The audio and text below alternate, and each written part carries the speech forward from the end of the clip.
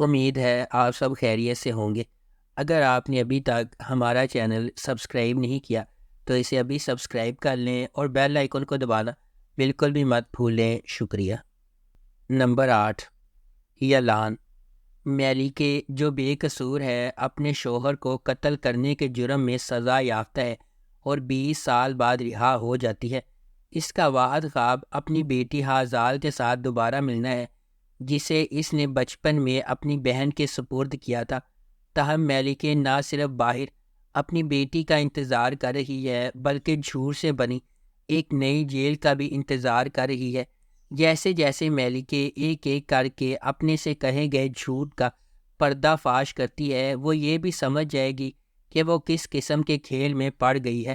دھیرے دھیرے اس لڑکی کے قریب پہنچتے ہوئے، جو برسوں سے کسی اور کو اپنی ماں کہہ رہی ہے، وہ بھی اپنے شوہر کے اصل قاتل کو بے نقاب کرنے کی پوری کوشش کرے گی۔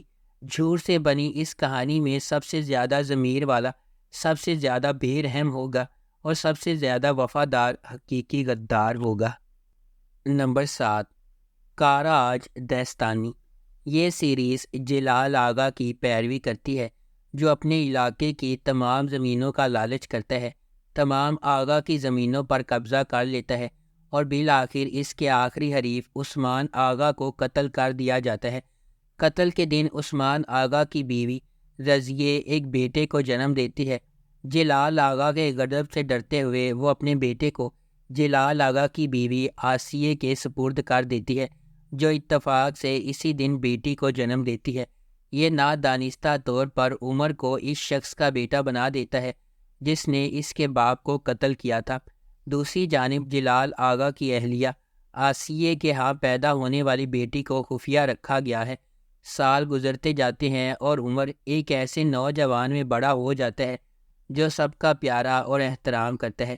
یہ اپنے والد جلال آغا کے بالکل برعکس ہے۔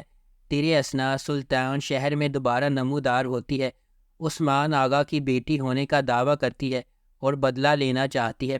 قسمت مداخلت کرتی ہے، عمر اور سلطان کو ایک ہی دن پیدا ہونے کے کئی سال کے بعد ایک ساتھ لاتی ہے۔ نمبر 6، یورک چک مازی۔ ڈرامہ اسک کے ایک خاندان کی کہانی ہے جو استانبول ہجرت کر کے آتا ہے۔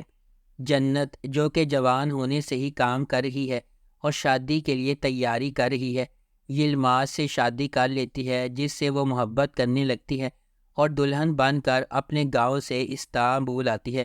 تقریباً 40 سال تک جاری رہنے والی ان کی شادی کے نتیجے میں ان کے 3 بچے ہیں۔ شادی جو اچھے وقتوں اور برے وقتوں میں شروع ہوئی تھی، جنت کے فالج اور موت کے ساتھ ختم ہوتی ہے۔ انہوں نے اپنے پیچھے 3 بچے اور ایک شوہر کو چھوڑا ہے، تاہم جنازے کے بعد سامنے آنے والا خط ان حقائق کو غلط ثابت کرتا ہے جن پر ہر کوئی یقین کرتا ہے۔ جیسا کہ یہ پتہ چلتا ہے کہ جنت نے اپنی موت سے پہلے لکھے ہوئے خط میں اپنے شوہر کو اپنی موت کی وجہ قرار دیا تھا۔ نمبر 5، تزاغ۔ تزاغ 3 بہن بھائیوں ماہر، امت اور اومے کی کہانی سناتا ہے جن سے زندگی کے چشمے چھین لیے گئے تھے۔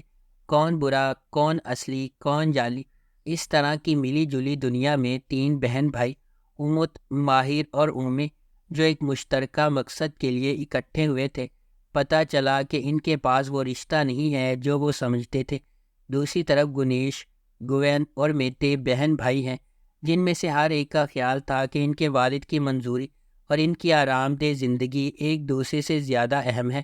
امت، جب وہ اس خاندان سے بدلہ لے رہا ہے جس سے وہ نفرت کرتا ہے، گنیش کی بدولت وہ اپنی زندگی کے سب سے بڑے تنازع سے گزرتا ہے۔ وہ لڑکی جسے وہ ہر گزرتے دن کے ساتھ اپنی زندگی کی محبت مانتا ہے، گنیش امت کی اصل شناخت اور مقصد کو نہیں جانتی۔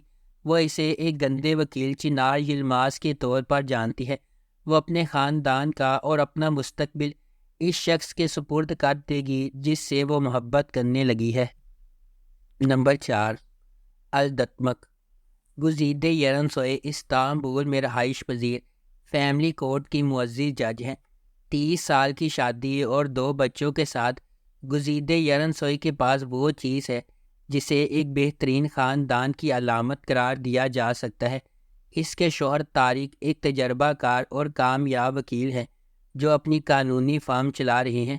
اس کا بیٹا اوزان ایک کنسٹرکشن کمپنی میں کام کرنے والا انجینئر ہے، جبکہ اس کی بیٹی اویلم اپنی ماں کے اصرار پر نیدرلینڈ میں میڈیکل کی تعلیم حاصل کر رہی ہے۔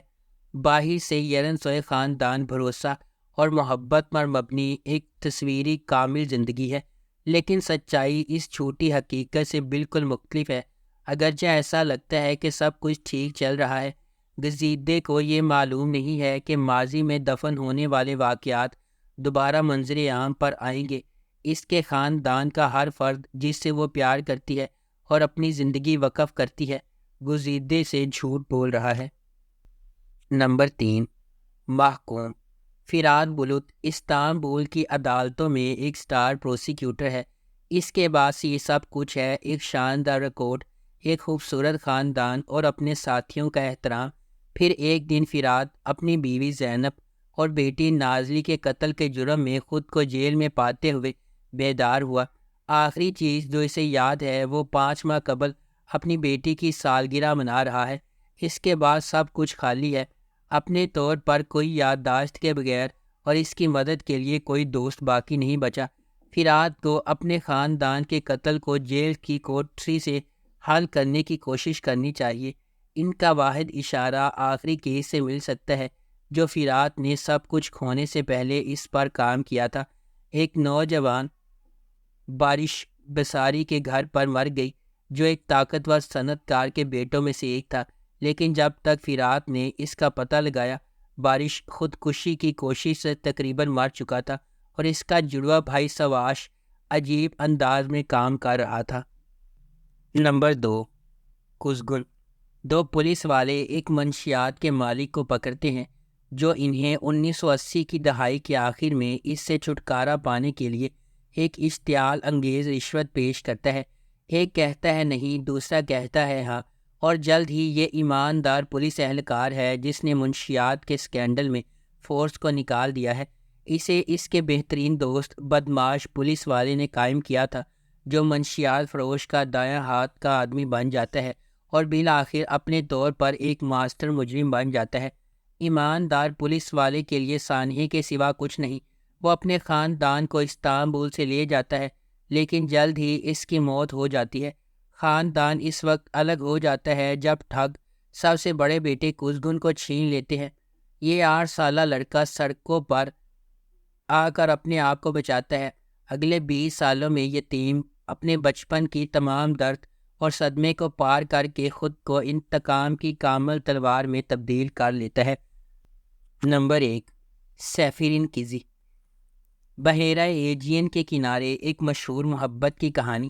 سیفرین کیزی ایک سفیر کی بیٹی نارے اور ایک غریب لڑکے سانجر کے بارے میں ہے، اور ان کی محبت کی کہانی جو بچپن میں شروع ہوتی ہے ایک موسم گرما میں بودرم سے ملاقات کے بعد اگلے 12 سالوں تک دونوں گرمیوں کی چھٹیوں میں صرف 2 ہفتے کے لیے ایک دوسرے کو دیکھتے ہیں، لیکن ہر ایک دن ایک دوسرے کو لکھتے ہیں۔